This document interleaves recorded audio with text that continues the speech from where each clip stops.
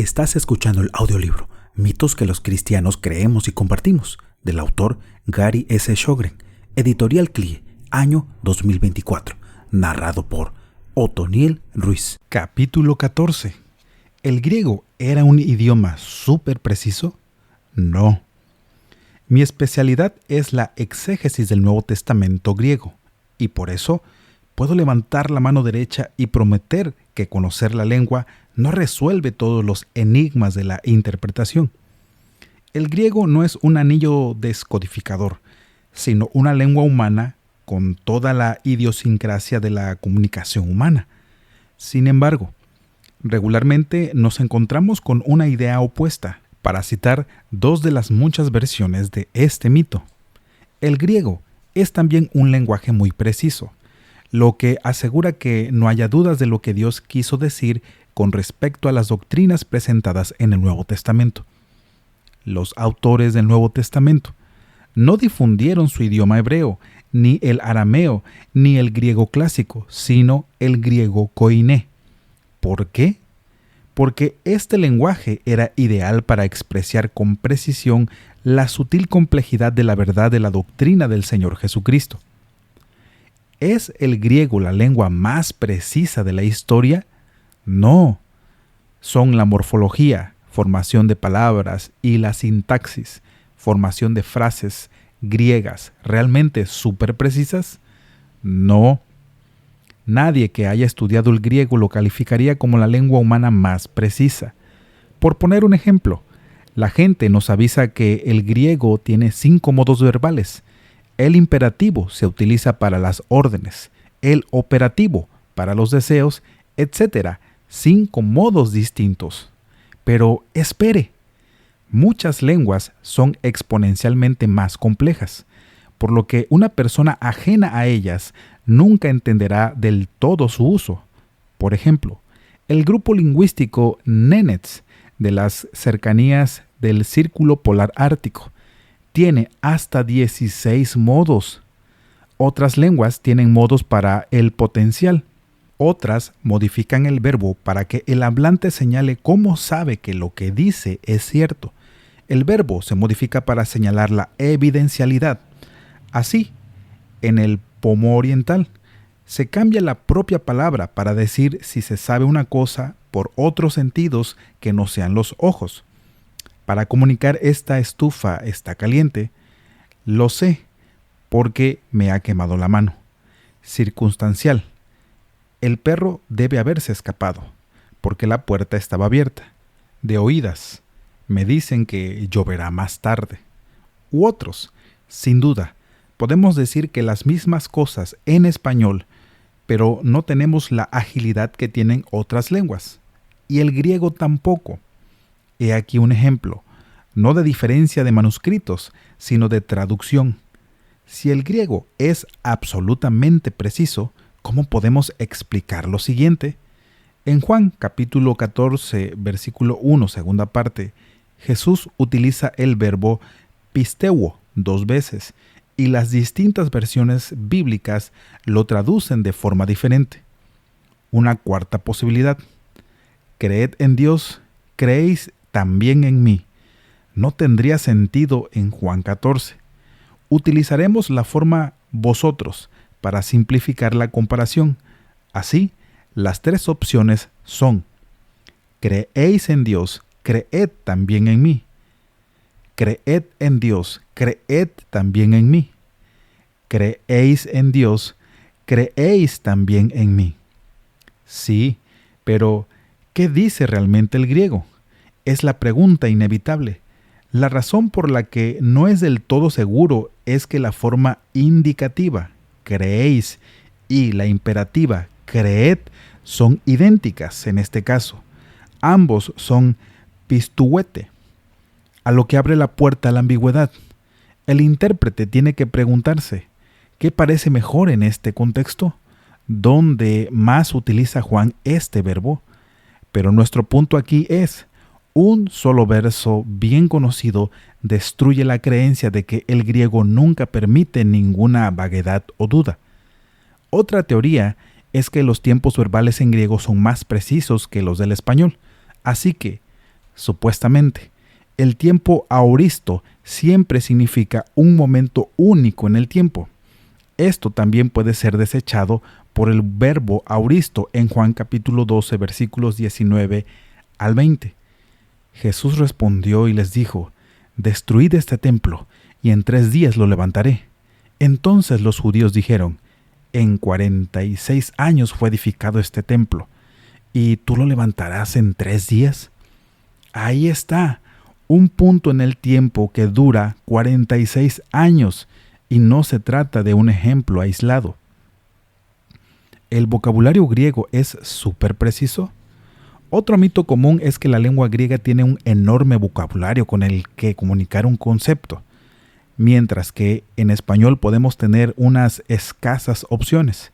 Según William Barclay, página 14, la lengua griega es una de las más ricas y tiene una facultad sin rival para expresar los diversos matices del significado de un concepto. Así, por ejemplo, mientras el inglés dispone solamente de un vocablo para expresar toda la clase de amor, el griego tiene por lo menos 4. Podemos refutar esto fácilmente haciendo la misma afirmación sobre el vocabulario español. Podemos elegir entre amor, cariño, afecto, pasión, apego, ternura, amistad, simpatía, etc., como puede demostrar cualquier tesauro. En inglés, puedo enumerar decenas de sinónimos de amor sin problemas. Un mito muy conocido es que ágape significa amor divino, mientras que filé es amistad y afecto humanos. Esto no es cierto y pueden intercambiarse. En 1 de Juan capítulo 2, versículo 15, dice que una persona peca por amar a las cosas del mundo, con la forma verbal de ágape. Y Santiago capítulo 4, versículo 4, se refiere a la amistad con el mundo, con una forma de filé, y cualquiera de las dos palabras encaja. Dios ama al mundo en Juan 3:16, con la forma verbal ágape, pero con otro término. En Apocalipsis capítulo 3, versículo 19, ama a su pueblo, con la forma verbal de filé. Y en 1 de Corintios capítulo 16, versículo 22, el pueblo debe amar a Dios con la forma verbal de filé. Los sinónimos en griego no son cajas herméticas de significado. A menudo se solapan y su significado depende en gran medida de su uso en un contexto concreto. Si queremos entender el amor divino, destilemos la verdad de la Biblia y expresémosla en español sencillo. ¿Qué le parece el rumor de que el vocabulario del Nuevo Testamento griego es asombrosamente amplio? No es así. Emplea unas 5.400 palabras distintas. Aunque eso pueda parecer mucho, medite en esto. Don Quijote emplea 24.448 palabras distintas. Los estudios han estimado que un hispanohablante de promedio conoce y utiliza entre 10.000 y 15.000 palabras. Los angloparlantes con formación universitaria podrían llegar a utilizar 40.000 palabras. De hecho, el dialecto de la Septuaginta y del Nuevo Testamento griego, el koiné, tiene un vocabulario minúsculo en comparación con el griego clásico anterior. ¿Y las afirmaciones sobre la exégesis morfosintáctica? Exploremos otro camino para el estudio de la Biblia, llamada exégesis morfosintáctica. Para un artículo más extenso, véase el enlace más adelante. Dicho análisis implica la identificación y etiquetado de cada palabra de una frase griega como parte de la oración. Aquí hay un participio, allí un adverbio, allá una oración condicional, etc. Luego, culmina en algo parecido a la diagramación de la frase. Este análisis es un paso crucial porque la mayoría de nosotros no podemos leer las oraciones griegas con facilidad y necesitamos descomponerlas en sus partes para luego releerlas más rápidamente. Pero al mismo tiempo es una etapa de orden inferior del estudio de un texto. Hay que seguir con el contexto comparando la escritura con la escritura, el trasfondo histórico y muchas otras áreas. Pero algunos profetas de la morfosintaxis hacen gran hincapié en la asombrosa precisión del griego. Tiene 6 tiempos verbales, pero se olvidan de mencionar que el español tiene 9. Marca los sustantivos con género y número. Espere, como el español. Y los adjetivos coinciden en sus sustantivos en género y número, como el español. El griego, como el latín y el alemán. Sí tiene decidencias de caso, que son importantes para la exégesis, ya que muestran cómo se usa una palabra en una frase. El español no lo tiene, pero podemos comunicar con claridad las mismas ideas, a veces con preposiciones. Por ejemplo, uno escribiría profetes theu en griego, pero en español podemos decir simplemente profeta de Dios. En hebreo, Naví Elohim. En otras lenguas podemos llegar a un significado deseado. La exégesis morfosintáctica científica puede acabar distorsionando lo que significa la palabra. El peor ejemplo de esto es el Pure Word New Testament, el Nuevo Testamento, la palabra pura, que fue traducido por un hombre que no tiene ningún conocimiento del griego. Su versión de nuestro querido Juan 3:16 suena como esta frase sin sentido. La hemos traducido del inglés al español. Por lo que Dios ha amado de tal manera al mundo de Satanás, Él dio a su Hijo, el unigénito resucitado Cristo, para que todo aquel en el quien por su propia elección se está continuamente por comprometiendo con el propósito y el resultado de Él, no se pierda, sino definitivamente por su elección sigue continuamente estar teniendo vida eterna. Sería mucho mejor disfrutar de la Reina Valera o de la Nueva Versión Internacional.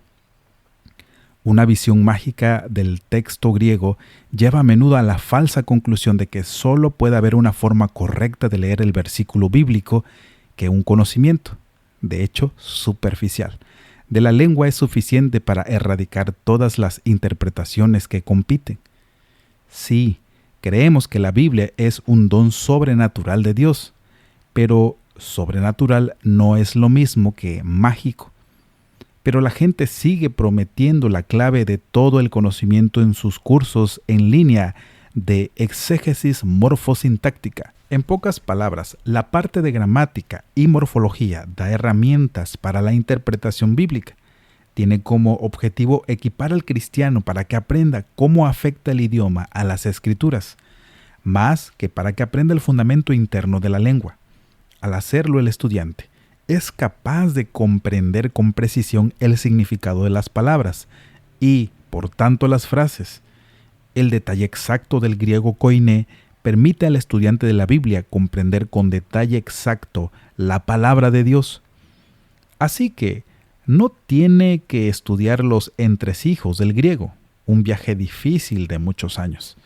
Puede utilizar sus tablas y tomar este asombroso atajo y comprender el significado de la Biblia, con todo lujo de detalles, el objetivo por el que los expertos pasan toda su vida sin éxito. Resumen.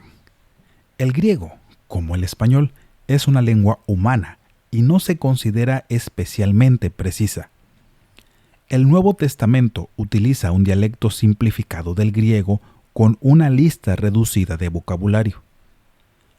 Por lo general, el texto del Nuevo Testamento griego se entiende fácilmente, pero a menudo hay palabras o estructuras de frases que desconciertan incluso a los mejores expertos.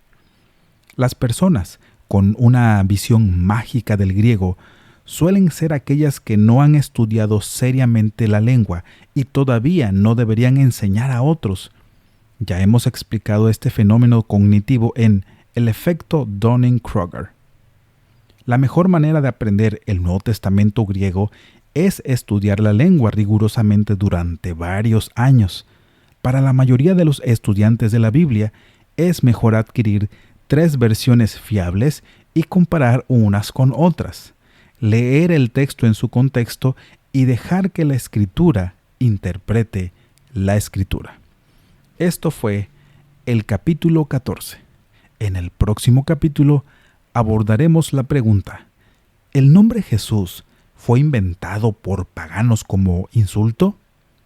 ¿Es Cristo un nombre pagano?